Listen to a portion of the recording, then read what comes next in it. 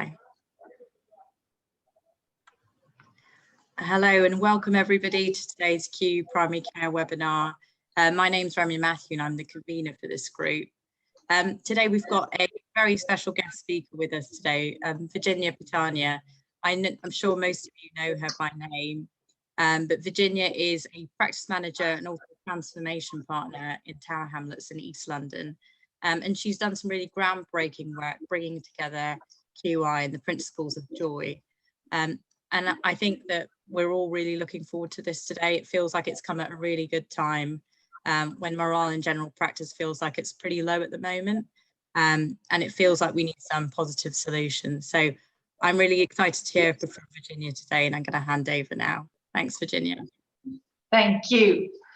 So hello everyone, and I'm just going to preface this by saying that I don't love doing this on Zoom. I think there's so much that's lost in terms of the ability for people to connect and feel this session, but we're going to do our best, and I appreciate that 90 minutes are long and that your attention is going to start waning at about 40 minutes, so I will do my darndest to keep it interesting.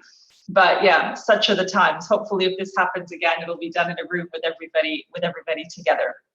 So my name is Virginia. I am an organizational psychologist by background. I fell into healthcare completely by chance and came to England about 18 years ago, I think, because of the NHS. I was very curious about what that looked like. I came from secondary care in Italy, and I worked in Harley Street. So I worked for the enemy for about 4 or 5 years, and it really drove me up the wall.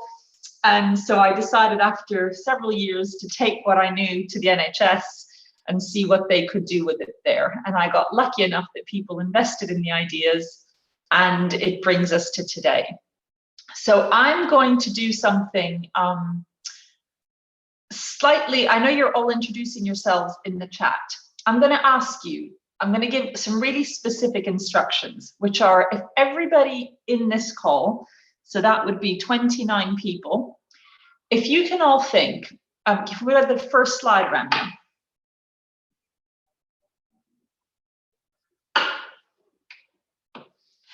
If you can all think of one really great thing that you think you've done over the past week, it has to be at work, unfortunately, but it can be anything from something you did for a patient, or that you did for a colleague, or that you did in your own office when nobody was watching you, but just one thing that happened that you did in the last week that stood out for you as something that you went home and you thought, I feel good about this one thing that I did.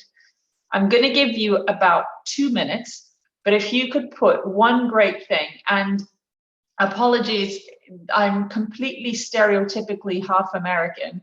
I talk about great and amazing and awesome. There's nothing that's like halfway down the line. So it could be one good thing or one okay thing if you don't share my cultural background, but I'm going to call it a great thing. So if you can just think about a great thing that you've done and pop it in the chat, that would be amazing. And I'm going to do that too, and I haven't even thought about it.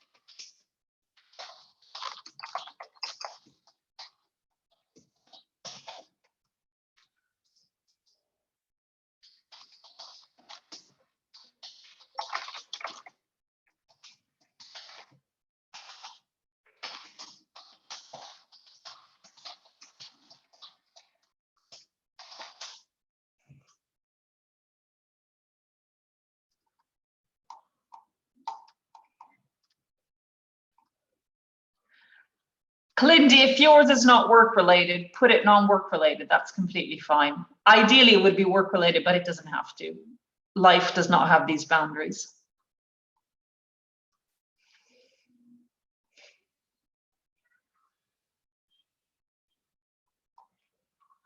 Oh, these are really good.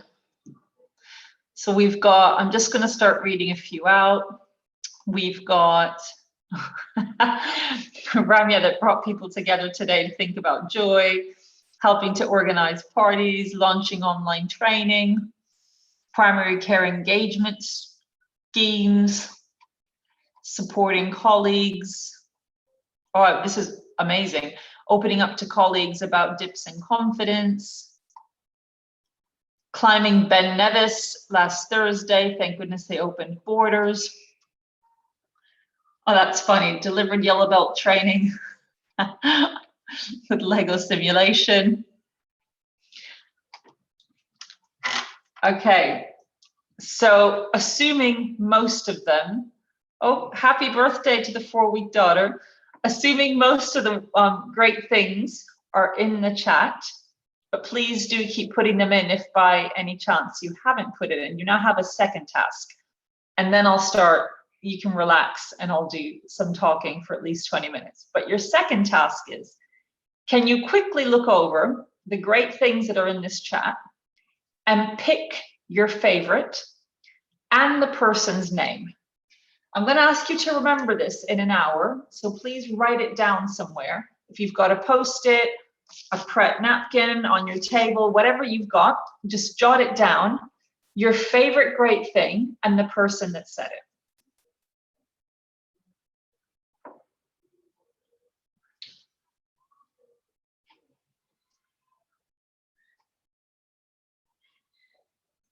And be relatively detailed, unless you're going to go back up in the chat in an hour's time, but you'll need to remember what it is that they did.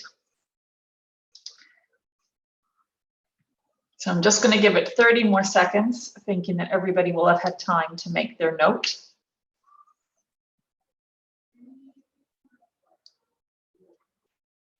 Okay, I'm going to keep talking, and if people still need to scroll through the chat, you can do that as we move through this. So my hope today, if I could have the next slide, Ramya, my hope today is to essentially paint a picture about how we might think about addressing the gap that seems over the years to have gotten wider between the burning platform on which we stand and the beautiful ambitions that we had in our mind when we entered healthcare. And interestingly, I've gone through, in some practices, even 20 years of notes, and there are actually black and white videos from the 1950s, where no matter how far back in history you go to when the NHS was born, every generation thinks that it's in the midst of an unprecedented crisis. The number of times in 15 years I've heard the words, "It's never been like this. This is the worst it's ever been." And you can literally go back through history and find documents of doctors that lived on top of their GP surgeries with the surgery at the bottom, their house was at the top, filming things and saying, "This is the worst it's ever been. The NHS is 5 years old and it's in a crisis so dire we've never seen anything like it." So there is something about where we stand is not necessarily a new platform, but it's new for us because it's the first time that we stand on it. And what I'm going to talk you through today are some of the principles and ideas behind what can make a working environment feel better based on evidence and data and comparison of well-being interventions in healthcare and in other industries. Healthcare is relatively unique, but it still has a lot that it can learn from communities, the private sector, Google, and a number of other places. Next slide. So change in general practice is extremely difficult. What I'm talking to you about now, if you were working for Kaiser Permanente, you would make a blueprint and you'd be able to scale it and it wouldn't be that hard. Creating change at scale in general practice is super, super difficult. We have just in London about 1,500 GP surgeries. They are spread across very different socioeconomic geographical realities. It's the only industry, and this is quite striking to me as a non-clinician or as a non-GP, that this business in the UK is run by clinically trained people. I don't know other industries that take someone that has clinical training and then puts them in charge of owning a business. And yet that's how general practice works in the UK. And often, especially if they're smaller, they're family led. So you'll have a practice manager who's the wife of the husband, or you'll have a receptionist that started 20 years ago and suddenly works her way up to practice manager. They all live and work locally. The daughter comes to work for the parents, and suddenly you've got 3 partners instead of 2. But it's a very unique cottage industry in a way. And interestingly, we're not paid to be innovative. We're not really paid to do more work. In fact, we're better paid if we do less work. And we have no ability to create financial incentives for better income streams. So, you know, we've got enhanced services, but beyond that, you can't exactly, and I don't advise that you would, but as opposed to Harley Street, you can't start a weight loss service or Botox or anything that would actually help make you more money. Your income is relatively stable, relatively guaranteed, and it's very difficult to find incentives for scale action, for change at scale within general practice. Next slide.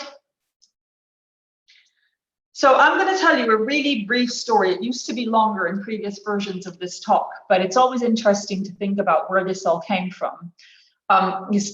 What I'm talking to you about now starts from a really significant investment that Tower Hamlets made in quality improvement in general practice.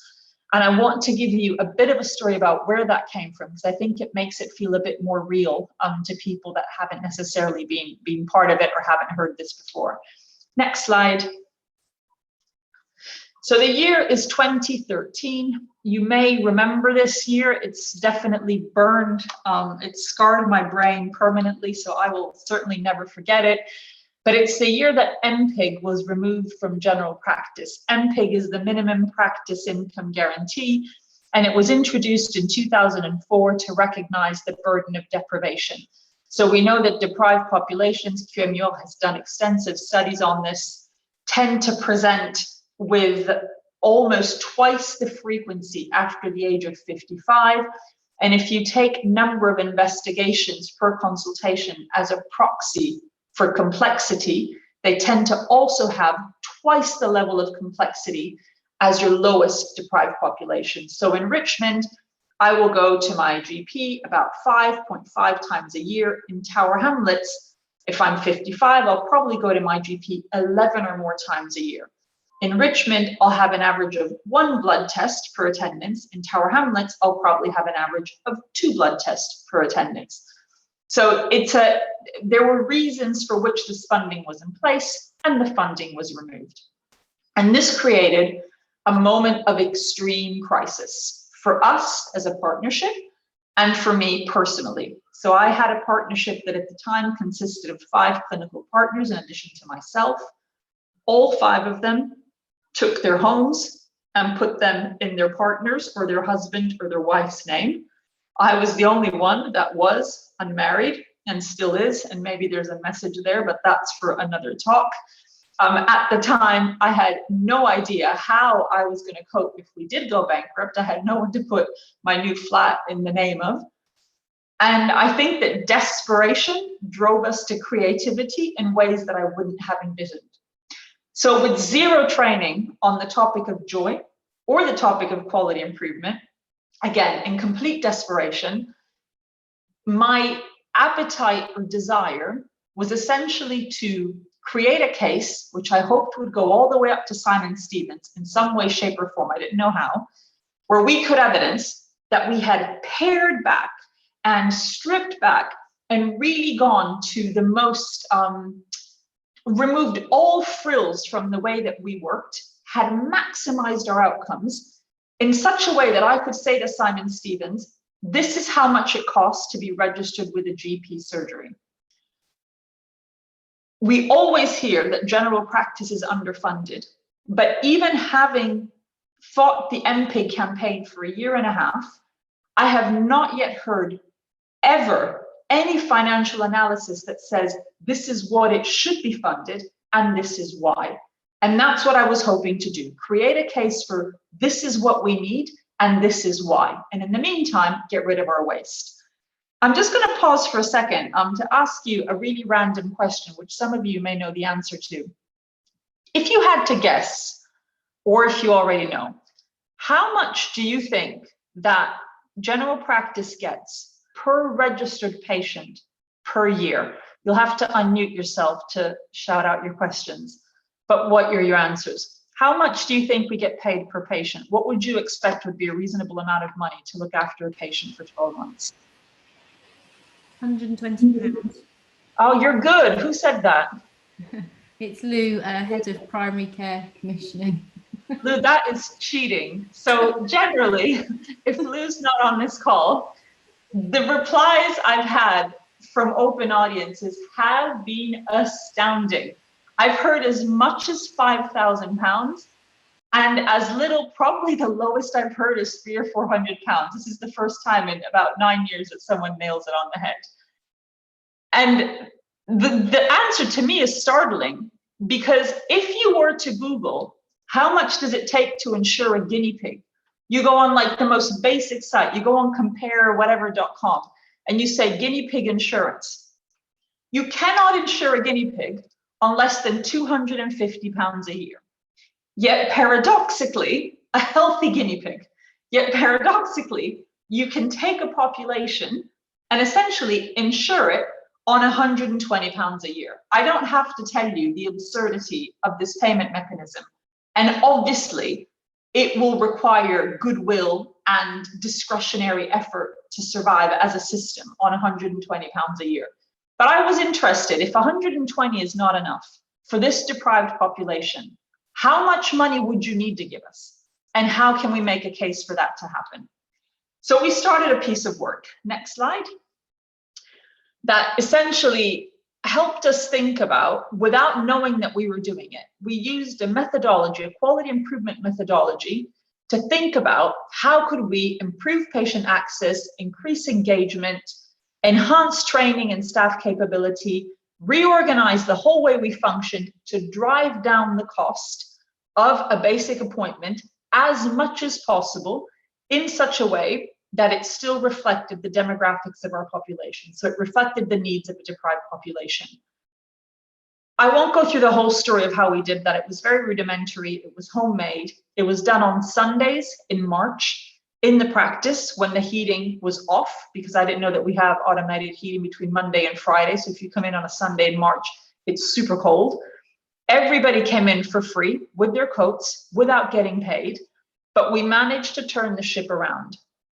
Semi-miraculously, we managed to put together a business case, which did make it all the way up to Simon Stevens and to Jeremy Hunt and to everybody that had ears to listen to this case. And we did get our money back. But in the meantime, we didn't need the money anymore, not as much as we did before I had started this campaign.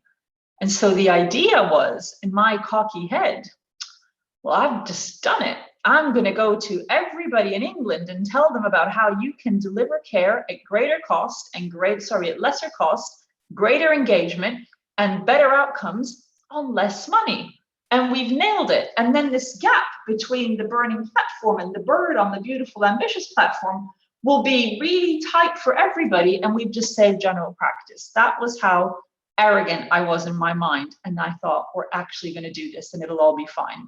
Can we have the next slide? So it didn't work. Other practices do have the ability to make similar changes. And I guess develop resilience is a controversial choice of language. In fact, I might change it at some point in this slide. But at the time we thought about developing resilience, but the message didn't really land. And what did happen was that every practice that heard about our journey and the changes that we had made, how we'd increased our access by 43%, how we were saving £695 a week by rethinking our skill mix and looking at our signposting, nobody was really interested. And the thing that they kept coming back with universally was, we are different. Everybody but us, we are different. And the reasons for which we are different were always the same. You have never come across anybody with as many diabetic patients as we do. So you take a chronic disease and say that yours was off the charts. You've never come across a population as old as ours or as young as ours. University practices had this as a reason. And the most common, you've never met a partner like mine. You can do it because you don't employ Sonata. You can do it because John doesn't work. John would never let this happen at our practice. As long as he's in the partnership, this is never going to happen. There was always a reason for which people thought they were different. And so this started becoming really interesting from a psychological perspective. Why does general practice think that it's so darn different from everybody else? So they will fight and walk the streets to really fight this difference. We're so uniquely, the situation of our difficulty is so unique and incomparable to yours. And you may or may not know this, but there are actually studies that look at the profile of people that choose to become GPs. And it actually is a completely different profile from that of any other clinician. So you tend to become a GP if you are more resistant to authority, which makes complete sense. Otherwise, you would join a ward and work set hours and have a boss and a corporate infrastructure. And secondly, they tend to have greater creativity and a wider sense of autonomy, which I guess, again, makes perfect sense because general practice gives you exactly that. It gives you long-term relationships and the ability to see a creative solution through over time. So it really matched the psychology of people that become GPs to feel that as organizations, they were just as different as the people that were entering their profession. Next slide. So what we did was try to create a program which is called EQUIP, and it means enabling quality improvement in practice, or enabling quality in practice. And what EQUIP attempted to do was honor the differences in the different practices whilst creating a standardized approach that would speak to the psychology of how general practice works to enable general practice to create change. Now, this is very, very different from a CCG saying we're going to have, or QOF saying we're going to have quality improvement points, and that means that you do audits on your asthmatic patients, and this is how it's going to work for everyone. Because your asthmatic patient audit might not get Agnese extremely excited. It might not get Kaylin out of bed because she couldn't wait because asthma's her passion. She might be interested in it, but it might not be like the top priority for which she chose to become a GP. So our intention was to really speak to people's drivers and motivations and attempt to create sustained change using an evidence-based approach. And if you're a quality improvement nerd, which I suspect being the Q community you are, I can delight in describing which approach we chose. And we basically took a hybrid between the microsystem approach, so the Dartmouth model, which is taught in Sheffield, and the IHI improvement model, which is hosted centrally in Boston. I think they both have strengths and weaknesses. My personal view, but this is not church, so you'll have your own personal view, is that the IHI model is very easy to scale, but can make very little change from a delivery perspective to the people providing care. I'm not completely sure that every administrator feels directly impacted by IHI's improvement methodology. Dartmouth or Sheffield's or the microsystem methodology is super effective in engaging people at the front line, but it's super hard to scale because you essentially have to multiply microsystems for as many people as you essentially have working in general practice. So we tried to create a hybrid, and if this is of interest to you, jot it down as a question and we can talk about it at the end of today. What we tried to do was essentially create a program that was standardized with a vision that included citizens but was focused on staff. So our way of thinking is first staff and then users. If your staff is happy, your users will be happy. There is ample evidence for this.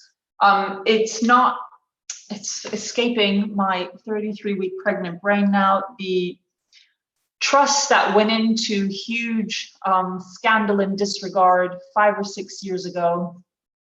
I can't remember the name of it. Probably it's on everybody else's tip of the tongue. But they had amongst the lowest levels of staff morale in the country, and no surprise. There's ample evidence that says where your staff satisfaction rates are highest, you have lower mortality rates, lower infection rates, higher healthy life expectancy rates in communities. So we really wanted to start from the people and bring it back to the users. And we wanted this to feel, sorry for the corny slide, but I really love it. We really, really wanted this to feel inspiring, engaging, and like people wanted to come on the journey and create a vision. No one had to come along. This was not compulsory. It was CCG based, CCG funded, but we never expected to have 100% adherence from all practices in Tower Hamlets. We literally came out with an offer and said, we want to hear what you want. If you want us to help you achieve that, we will work with you. If you think you're fine, or you don't believe it, or you're not interested, then we're quite happy to step back and not work with you at all until you're ready, if you are ever ready. Next slide.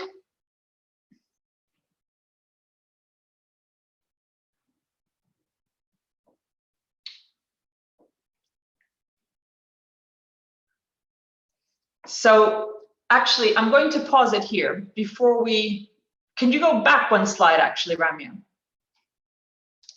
Okay, so on this slide, so that no one can see the one that's coming up, otherwise I'm basically giving you the answers. I think this is where we put in the breakout rooms. What I'd love is just to get a sense of the understanding in this group around the things that foster joy in the workplace.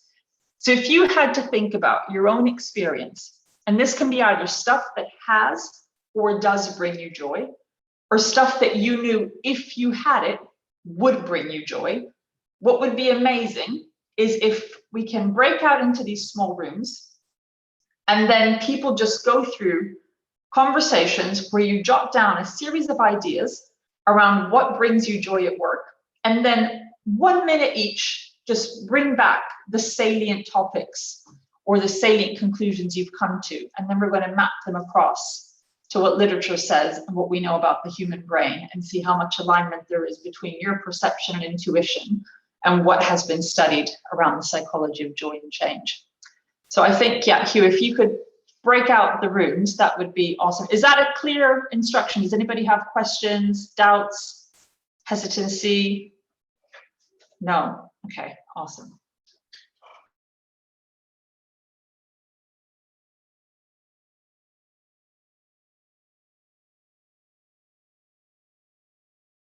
Screens are now turned on since having gone into small groups. How many rooms did we have, Hugh? 5. So can I just ask, I don't know if you took notice of which room number you were in, but if we could just have people giving back just the highlights of what their room noted or noticed as their greatest joy enhancers for each room. Virginia, I'm in room 1. Great. Summarized it into a number of bullets at the end of our conversation. So what brings us joy? Connection, autonomy, community, growth, and support. That is lovely and very in line with evidence, but we will get there. Thank you, Jacqueline. Does anybody know which room 2 was? Room 2 may even have been mine, but I didn't take any notice, so I can't. So what we had was satisfaction and seeing achievement, providing person-centered care, and the advantages of working remotely, and promoted teamwork, and engaging with more teams that it wouldn't have been commonplace from an office, and a sense of work-life balance. Awesome, thank you. Room 3 or any other room? That's us, Virginia. We got a little bit of like a split in the room. So we had a group that was really happy to be back in person at work, kind of have that opportunity to check in with colleagues and patients. And we had another bit which was actually highlighted, the benefit of remote working and the flexible hours and the effective balance between meetings and me time for actioning what you have to action. Thank you. That's super interesting, especially in light of today's BBC highlight that said we're all going back to 5 days in the office, which I was like, wow, that'll be an interesting transition. Thank you, Agnese. Group 4. I'm not sure if this one was the one I was sent to, but our group discussed a little about teamwork. And I think there was a lot about appreciation where we were like, we need to know to a certain extent that we're doing a good job, and like just knowing that you've contributed in some way and you've added value to someone's life or a lot of lives. And there was something about like a personal purpose as well as a team's goal, and like how you align both of those together. And also just aligning that to satisfaction, because that kind of like contributes to how satisfied you are at work. Thank you, Viola. Last room. So we were group 5, a lot of overlap with what's already been said, but we talked about good food, a sense of camaraderie, feeling connected with colleagues, also a sense of fairness around workload and that there being transparency around how things are divided, feeling valued and feeling like what you're doing is actually significant. But we also did say that we just needed more GPs as well. I've been really surprised if that hadn't come up anywhere. Okay, so can we go back to the slides at this point?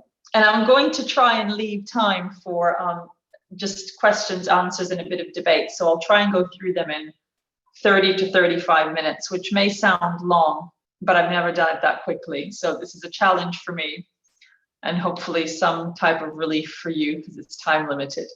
So the next slide. So this is one of the oldest studies done on staff motivation and joy in the workplace. It's not relative to healthcare, but it was done by the Harvard Business School it's about almost 20 years ago, I think, if my memory, yes, 2003, it says it on the slide. And the interesting thing about this slide, and if there was just one thing that I would take away, it would be this, is that we tend to think that what brings us joy in work is also what makes us sad or demotivated. So if we have more of what makes us happy, then we will be less demotivated. And actually, it's not like that at all. There's a difference between factors that contribute to dissatisfaction, and we call these hygiene factors, as opposed to factors that contribute to satisfaction, which we call motivators. So motivators add to your joy, hygiene factors detract from your joy. And you can't only focus on motivators or only on hygiene factors. There needs to be a constant and conscious balance between decreasing the hygiene factors and increasing the motivators if you're thinking about how to create a healthy working environment. And this was the first time that that point had been made so clearly, as opposed to just saying, if you do more of this, everybody will be more of that. Sadly, well, not sadly, a fact is that it's much more complicated than that. You also have to do less of a lot of other stuff in addition to a lot more of the good stuff. Next slide. This is this is the most basic description of joy that I can come up with. Of all the slides on joy, it's absolutely my favorite, but probably because I really have a lot of focus on hedonic joy as opposed to eudaimonic joy. So we tend to think that joy is, there are a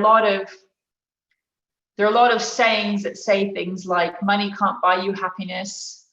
And when it all comes down to it, the important things in life are, and they're always very meaningful and very grand and very saintly, and we feel in line with whatever beliefs we practice because we've been able to understand that actual joy comes from family and being kind and being good to your neighbors. But actually, evidence does not support that. It says that that is fundamental, and we call that eudaimonic joy. But it equally says part of what creates joy, no, still the slide before, that one. So part of what creates joy is also hedonic pleasure.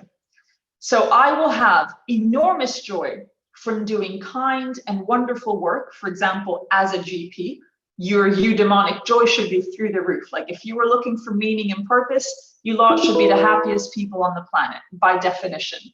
So you're actually the living demonstration that eudaimonic joy by itself is not enough. It's always a balance of eudaimonic joy and hedonic joy.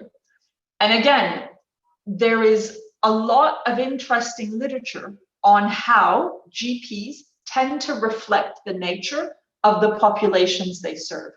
So I work in Tower Hamlets, which means that my GPs tend to walk around in Crocs and white socks and frequently flagellating themselves because the less we have and the more deprived we are and the more unhappy we are, the more we feel less guilt towards our population. We really do tend to align our behaviors and our beliefs to those of the population we serve.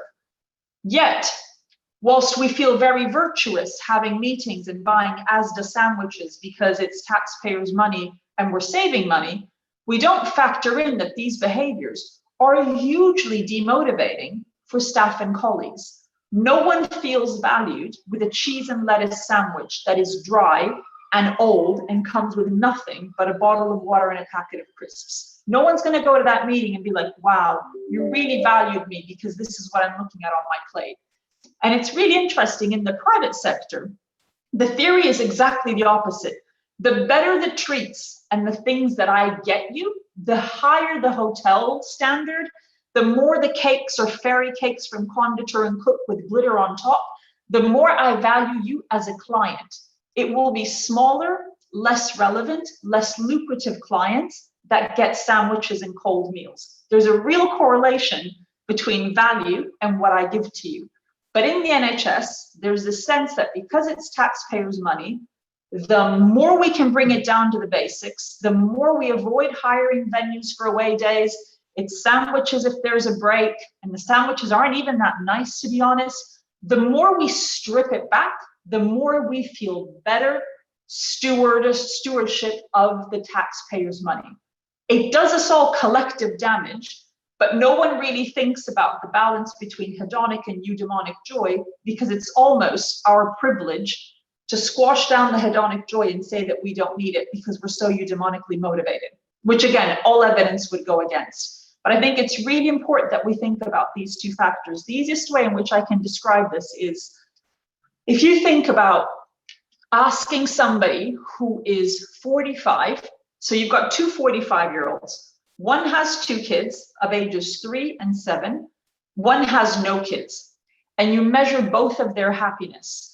The 45-year-old with no children will come out at something like 7% happier than the parent that has 2 children. And no wonder, they've got better sleep, they have more money, they go to the theater, they probably go out for lovely tasting menus in London restaurants. It's a great life. However, if you then ask these two same people at the age of 65, so the 45-year-old has never had kids for their life cycle, and now the 65-year-old's kids have gone off and live at university, and you ask them again, which of you is happier? Those stats almost exactly switch. So the person with 2 children, once the children have left home, their eudaimonic happiness is so much higher than the 45-year-olds that their happiness is now at a higher level than it was 20 years prior.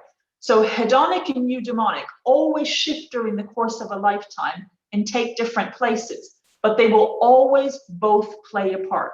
There will never be a part of the human life cycle unless you are literally perhaps a Buddhist monk, and I don't know any, where hedonic pleasure plays no role whatsoever in your perception of satisfaction. And all that predicated on a central core of engagement and connection with others. Okay, now I actually am going to go through these slides at pace. Next slide. But the frameworks for joy are infinite. So this is a summary of, I can't pronounce his name. I think it's Mike Reiking or something of that description. He's done extensive research on joy across communities internationally.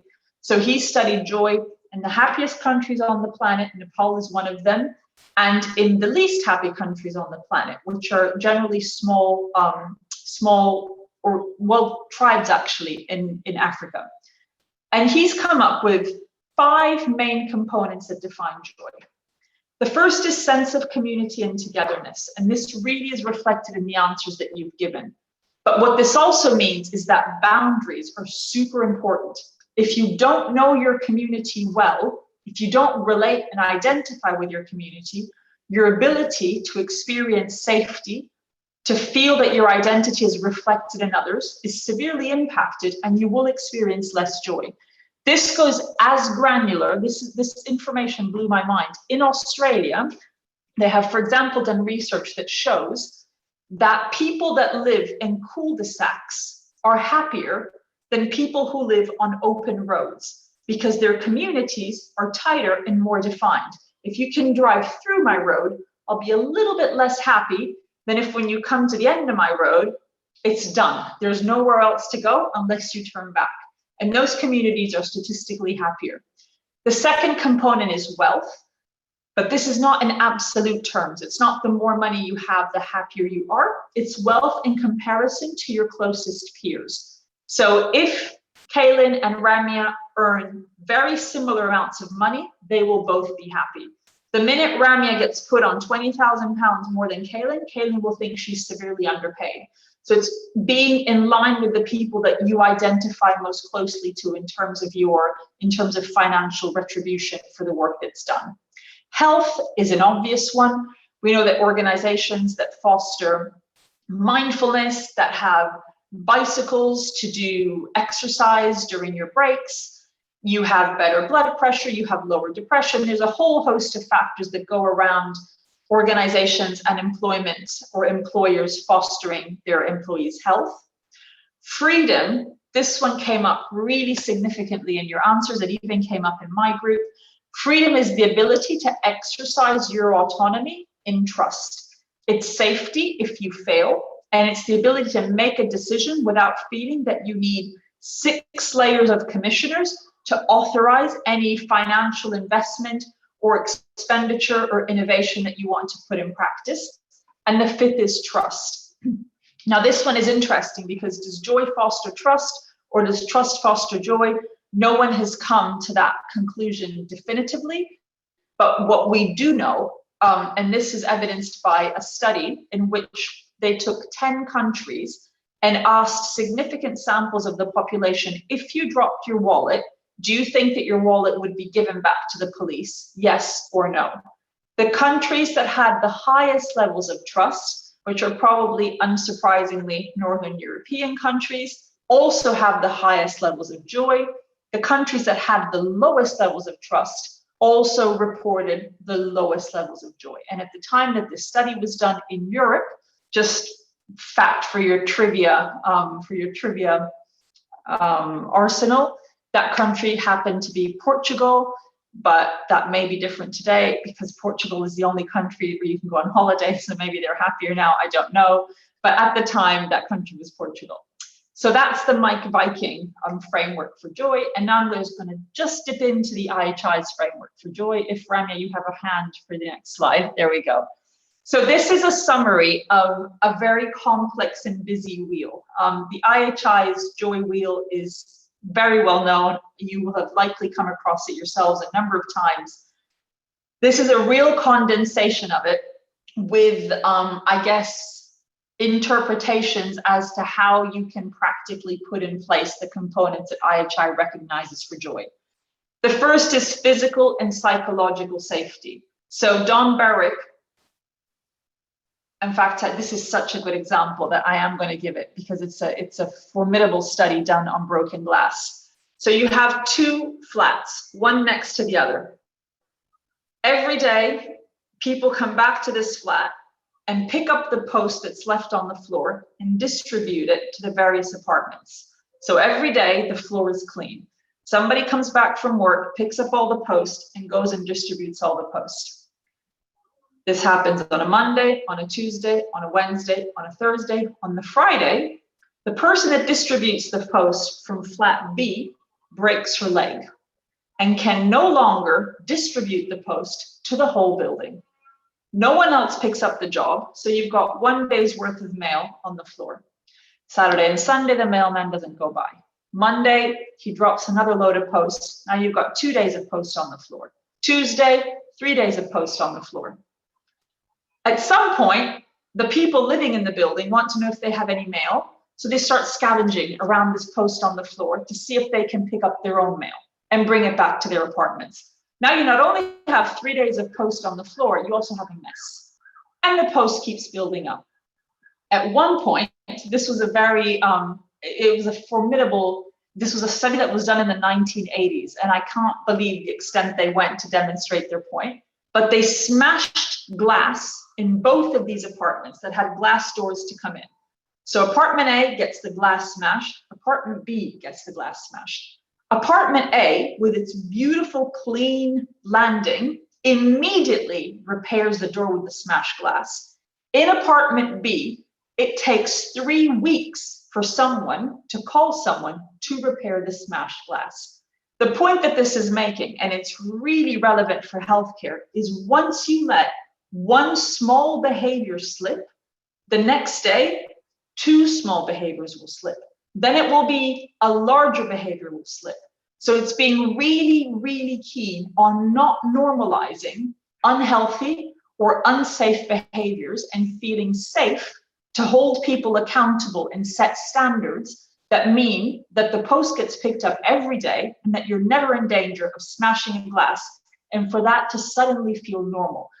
This translates in general practice around, for example, giving people the wrong scripts or the wrong letters or the wrong medication. It happens the first time and it's a scandal. If it happens 10 times, you almost stop clocking it. You might still tell the patient, but it becomes part of the norm. So it's avoiding normalization. The second is meaning and purpose. And again, we're pretty bad at this, but it's creating intentional spaces for people to really reflect and connect with no agenda. This is not an away day where we have to do 6 things and come away with 10 actions. It's a place that you literally go to meet, reflect, and be together. And it's also your own place. It's your own place and time to reflect and be together. Mine is when I swim, so thankfully it doesn't cost anybody anything for me to think in a swimming pool. But for people that don't swim or have other activities, it might be time that you spend in your practice where you swim or you read. And it says here that we don't pay people to read. In my practice, we always pay people to read. My desk is full of books that need to be read and will be read during working hours because that is to the benefit of the organization. Choice and autonomy, we've just discussed that. Camaraderie, in fact, Jacqueline brought up camaraderie, something around as much as possible working in shared working environments and having regular huddles. And then fairness and equity with the ability to say, I was wrong, no matter what level of the organization, and demonstrating learning from failure, modeling that from the very top. So that would be the IHI framework. Next slide. Joy definitely is not, and I hope that you don't take this away from this talk, something that is a project. It's a special thing. You go and you write an email to your whole practice and you say, from on Monday, we're starting to work on joy. These are the 3 things that we are doing. And to start this joy, on Friday, we're buying everybody pizza. That is not joy. I mean, it'll probably make people happy, briefly happy, but joy is a real commitment to the principles that I've just outlined. And it's not something you're doing. You are no savior going and doing joy to other people. Aren't you lovely? Ronan has now taken on joy and he's going to help us through it. No one's doing anyone a favor by kind of fostering joy in their workplace. It is a shared commitment that is spread throughout the organization at every level of daily working and which is shared by everyone, but held by sponsors. So those sponsors could be your senior partners, it could be your commissioners, it could be the leaders you trust in your practice, but there's a sponsorship that holds joy such that even when things get hard and they go downhill, they will continue to hold the umbrella that protects the rest of the organization from the ups and downs and the ebbs and flows of work in general practice. Next slide. So this was what we aspired to and what we wanted to do. And I want to say that our intentions have changed over the years. We don't do exactly what we have set out to do. In fact, we do often things that are very different from what we set out to do. But I think that the principles and the values are still the same. What we wanted to do was create hope. We wanted people to know that we cared about what they said, about what mattered to them, about what they wanted to fix. And we wanted to create a shared ambition. We did not want to be commissioners on a program that came in with 10 steps. We wanted to be inspirers of hope or designers of plans. We wanted to be something more lasting than a simple commissioning initiative. Next slide. So we created a really structured program that had the inspiration of a dream and the language of a dream. I'm really aware that the word joy is no one's cup of tea, or actually few people's cup of tea. But the minute we called it contentment or happiness, it stopped generating a conversation. It stopped generating a reaction, and it stopped generating an ambition. So if you don't like the word joy, change it into whatever it is that works for you, but make it something that people will remember, because I'm not sure that everybody remembers feeling okay or resilience or better resources. That stuff is boring. We wanted a narrative that would get people feeling something. Next slide.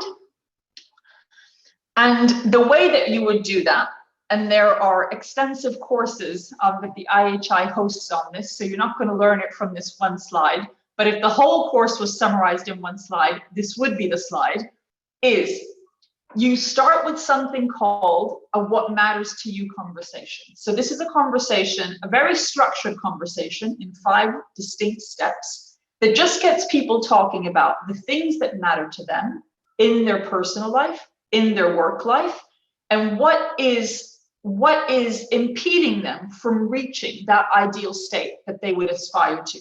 So first, it's a what matters to you conversation. Then there's a unique impediments.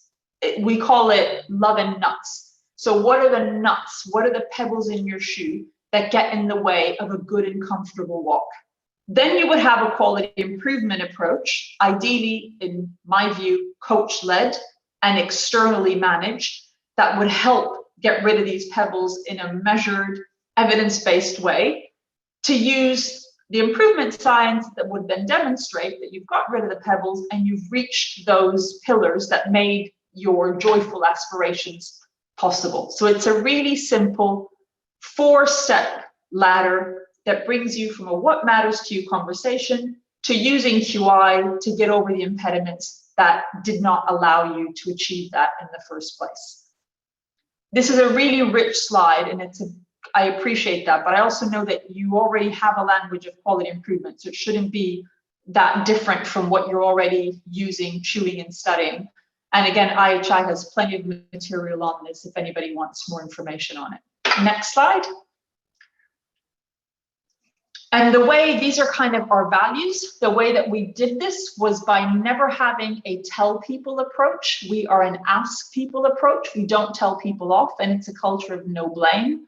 We use data and evidence to identify change and improvement. If we don't have numbers, it's not a problem. If we don't have numbers, it's not an improvement. I was much keener on this honesty pill 9 years ago. Now I find that sometimes improvements happen where it's very difficult to justify those with numbers, but I've come to the conclusion that we get lazy at measuring. It's not necessarily that there are no numbers to measure the intangibles. It's just that measuring the intangibles is really hard, and it takes time to step away and do that. But broadly speaking, we want to understand normal variation, exceptional variation, and inform our change in numbers. We use Pdsa cycles to ensure that we are reaching the goals that we've set out, and it has to be driven by intrinsic motivation. So it cannot be a CCG priority. Even if this is CCG funded, and I speak as a commissioner, never as a commissioner would I enter a practice, not even for COVID vaccinations, by saying, this is what you need to do. let's have a fake what matters to you conversation and use a QI methodology to get you to improve your COVID vaccination rates. If you don't care, we don't care. If you care, then we'll work with you. And what you find is that when you foster trust to such an extent, you all actually care about exactly the same things. But if you enter a practice saying you need to enhance your vaccination rates or improve your access in general, the door is closed before your foot is even in it. So we just don't do that. Next slide. These are the very basic components of our work. So we offer training of 3 levels to any member of staff that wants to join. All of our coaches are local leaders, local GPs, local administrators, local nurses, local commissioners who have decided to undertake the coach training, and then there are shorter modules for each of the practices. The training in our academic evaluation is the one most significant element in terms of being able to generate sustainable change. We know that if we train 7 or more people per practice, our stickability rates can be 40% higher than practices with lower training levels.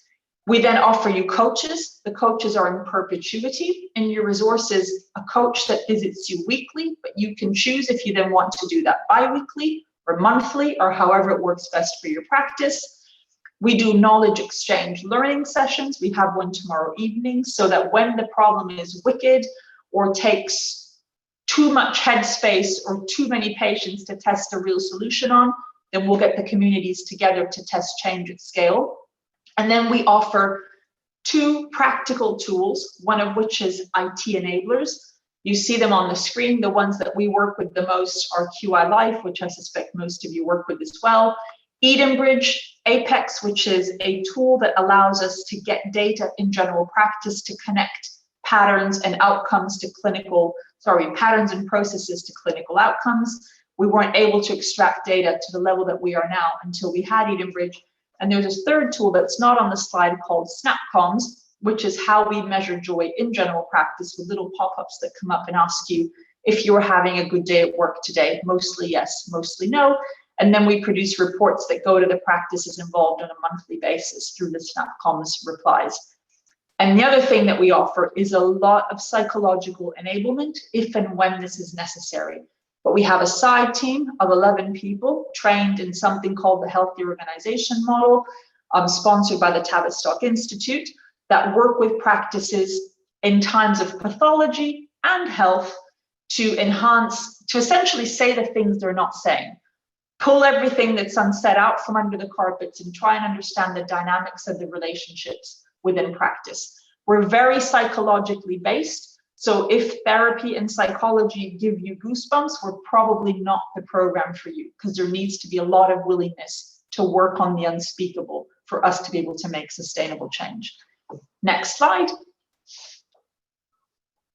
So this is just to say that at the time that we were very, very good at measuring stuff, at the very beginning of the program, we immediately would, the thing that we were most proud of is that when most of England dropped 12% in their staff satisfaction rates in terms of recommending their organization as a place to work, this was the NHS staff survey of 2017, in Tower Hamlets, our own staff satisfaction was something like up to 16% higher than the rest of the country, as measured by, as I was saying before, the SnapComms outcomes.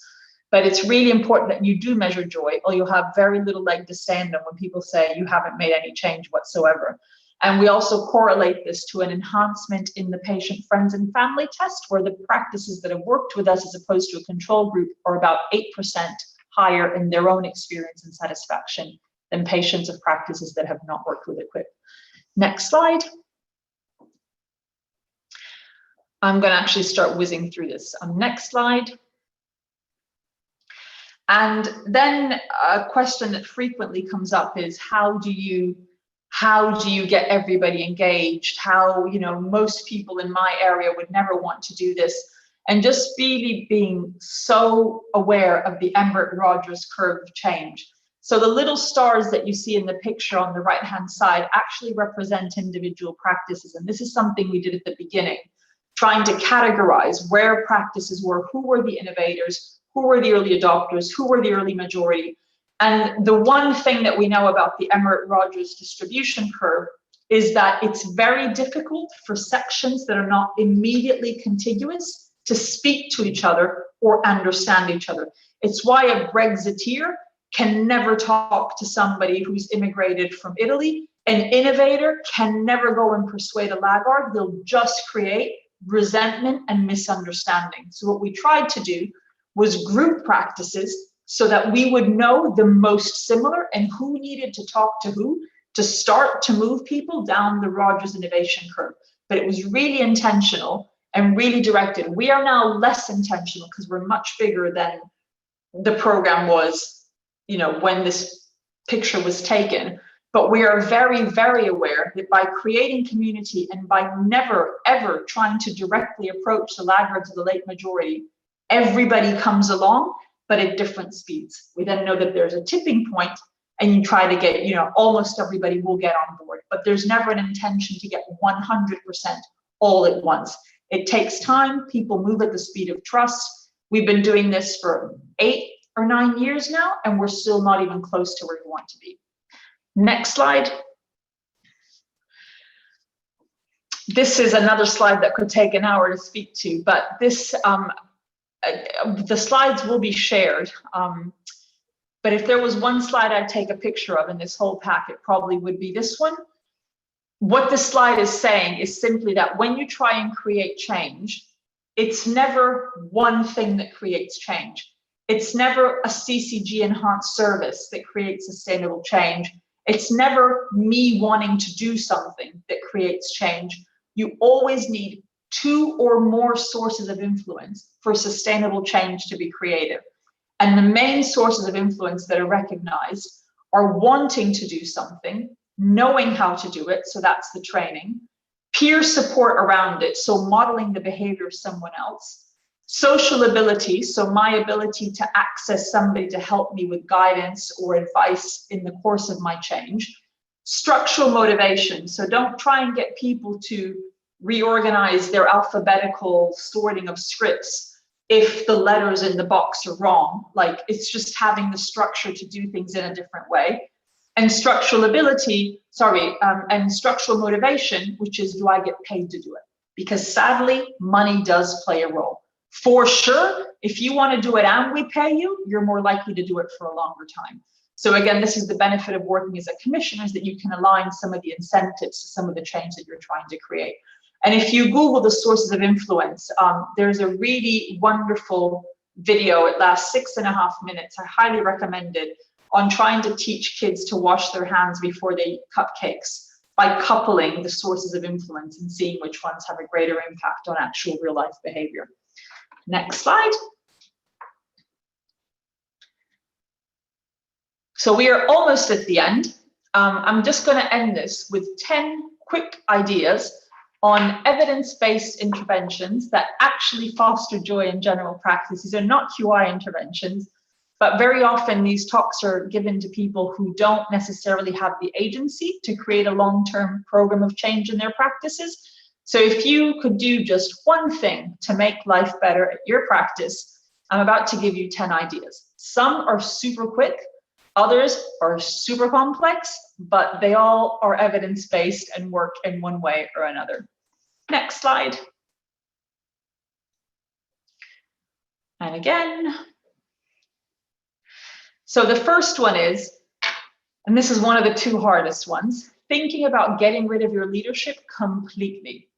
So there's something called Holacracy, which is adopted by about 300 companies in the UK, which basically says that people can self-organize around lines of service. So whether it's delivering diabetes or managing payroll or managing your patient engagement group, rather than saying the partners make the decisions and then people have a job description, this says the partners make no decisions. Everything that happens in this practice has a number of people wrapped around it, and these people will deliver that service and manage the budget for that service from start to finish in complete autonomy. And they can choose those services and they can choose which things they want to do and don't want to do. But once you're in a circle, you have to stay in it for at least 6 months. You have to be willing to give it up after 2 years. And in that circle, you are the king. There is no one that can say you're not allowed to do this unless you're not hitting your targets or you're busting your budget. If you're within targets and within budget, the world's your oyster. There are 3 slides on circles, but I'm afraid we don't have time to go into them in great detail. So I'm just going to ask you to go to the next slide and the next one. These are the circles at my practice, and yet another one. Second one, this one's also super complex, and it involves you being able to bring down walls, which is not super easy. But this is, the evidence for this comes from a practice in Boston called North Shore. Now, this has been replicated a million times. So North Shore is one of many, many practices that has done this.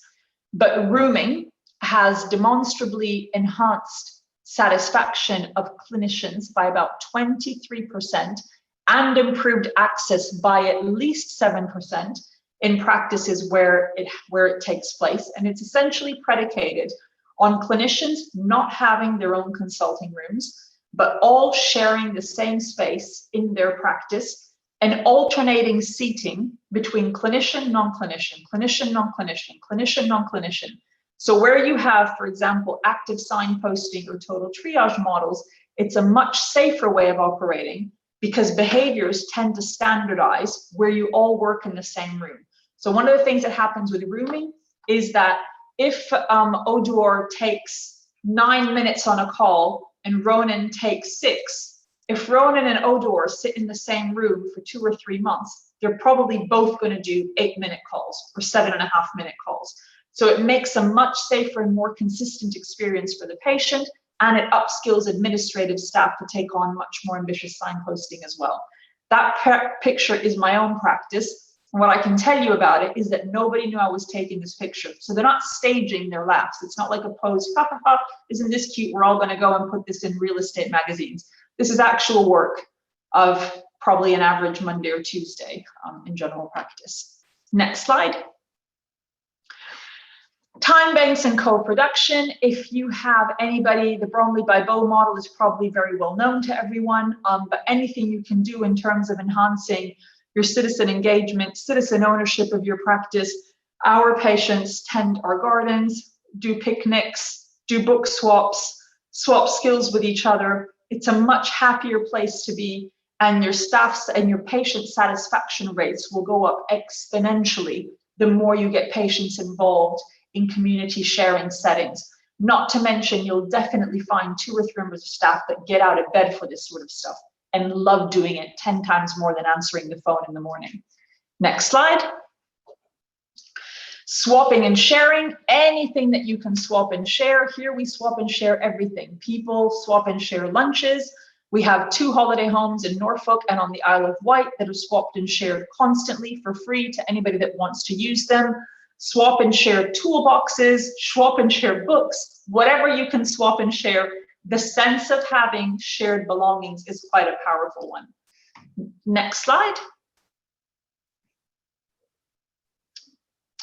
Food and fire. Okay, so this is my top favorite slide in the whole deck because I am obsessed by food, but the firefighting industry has also demonstrated without question that the one single, if you were doing nothing else, you were not enhancing joy, you didn't care about access, you could not get out of bed about your asthmatic patients. If you want to do one thing for your staff that will bring the single greatest, most sustainable outcome in terms of enhancing joy, feed them.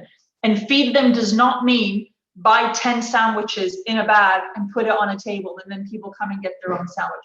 Feed them means set the table, roast a chicken, make it delicious, make it something you look forward to, and use proper cutlery, not plastic rubbish that people put in a bin and kill the planet. Set the table and get people to come upstairs and eat. We have had a fixed caterer at Jubilee Street for 25 years. When one leaves, another one comes, but they tend to stay about a decade each. So I've only known 3 in the time that I've been here. And they do 2 tea trolley rounds at 10:30 and at 2:30. and a set cooked lunch every day of the week, not just at practice meetings the last Friday, every single day, with lists of everyone's favorite foods and hated foods. So we all know what never goes on the table if that doctor is in or if that administrator is in. And we all get a favorite food at least once every 2 or 3 weeks because we have these lists of favorite foods.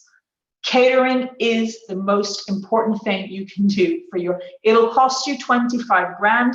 I can tell you it saves us maybe 90 grand in locum costs because people will stay till 9 o'clock to work here, but they get meals during the day and they're regular and they're delicious and they're fresh and there are no microwaves involved. Next slide. Exercise, lots of ways in which you can foster it. We do mindfulness, Pilates, something called PO. I don't know what it is, but we do it twice a week. I've never been to it. And we stretch twice a day at 11 o'clock and at 5 o'clock. They're all guided stretches, guided meditations, guided exercise classes after lunch, and we have bicycles in the garage. So anybody that goes on a home visit takes a practice bike and goes out cycling. And we do park runs as well for staff and patients, and we run together. Anything you can do to get people up and moving. Next slide. Mindfulness, this was offered in Tower Hamlets for anybody that wanted it at the London Buddhist Centre. It always comes up in our appraisals. We tend to fund it for at least 1 or 2 people a year. And I will sincerely say that the staff that's been on the mindfulness courses gives no grief for at least 5 to 10 years after the course itself. But I really like, the more you can foster a culture of mindfulness and explain the difference between a lion being in the future, a lion being in the past, and the presence of the moment, the more the rewards, I think, for people as employers. Next slide.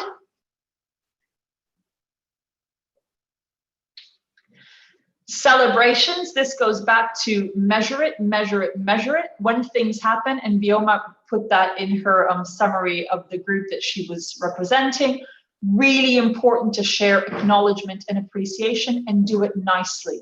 Do it with good cake. Take the time to write a person's name on the cake. Get the cake made. Create summits, create cupcakes, create events, but create events where people are recognized for what they have done. We have gone so far as to hire cinemas in Tower Hamlets, where administrators that don't even have A-levels have been able to stand on stage with a microphone to tell hundreds of people about what they have done that measurably enhance the outcomes in their practice and get an applause from 250 GPs. So important to create platforms where people are recognized and celebrated. Next slide. Employee of the month, but not in terms of who do you vote for, but this is an experiment done in a hospital in Copenhagen, which just basically gave people employee of the month status based on how much gratitude they expressed. Really corny, but if you want to try it out a few times, you don't have much to lose. And the last slide, I'll keep talking because I know what it is, and it's just to remember that people are whole people. They don't, Ramya, we could go to slide 10, which is also the next to last one, which is that people do not just come to work to do a job, but have passions outside that job. And the more you invest in who they are outside work, the more they will bring into work. So we give people personal budgets every year, and they can do whatever they want with those. A makeup course, a knitting course, learn to swim, learn to bake, learn to become a CPR practitioner, like whatever it is that you want to do. The happier you are at home, the more connected you feel to us as a program and as a practice, the more you'll bring into work the next day, and the less you're likely to charge us over time. And that is where I end. I've overrun by about 8 minutes, but we do still have 5 or 6 minutes for questions and observations. And that, I hope, is both a useful conceptual framework with some practical ideas about stuff that you can do with that. But here's where I pause and open the floor to everybody else. Virginia, can I just say that I absolutely love that. I think it just highlighted how overlooked joy is as a concept and how we underplay the psychology around joy. It's like there's almost an expectation that these things will just happen. And I think you've really made the case here that simply isn't the case, and how we really need to be proactive and really deliberate about instilling joy in our practice. So I just wanted to say thank you for that before I open out for questions. Oh, thank you for that. I appreciate it.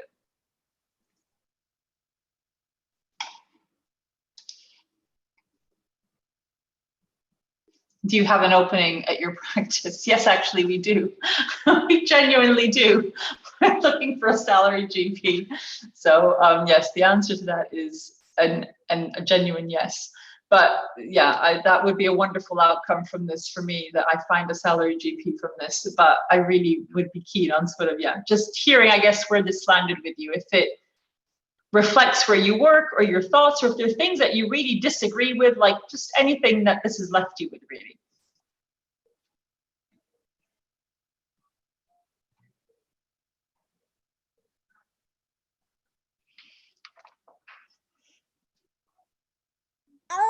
Odor, do you want to come in? I think you've got your hand raised.